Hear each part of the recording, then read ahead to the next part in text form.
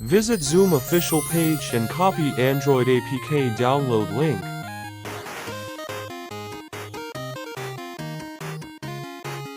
Hold OK button and say, Open Google 好的。 Play Store. Search and install Sideload Buddy.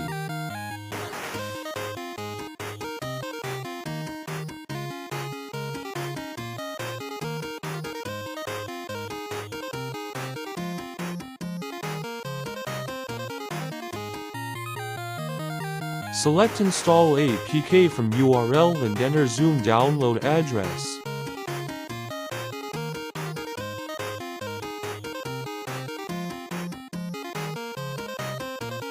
Allow Install Unknown Source and install. If this isn't available, turn on developer options first. Do it in Settings, System, About, tap Android TV OS build 7 times. Now you can launch Zoom within Sideload Buddy. You need a Bluetooth mouse and a compatible USB webcam to use it. A keyboard is also good if you want to chat.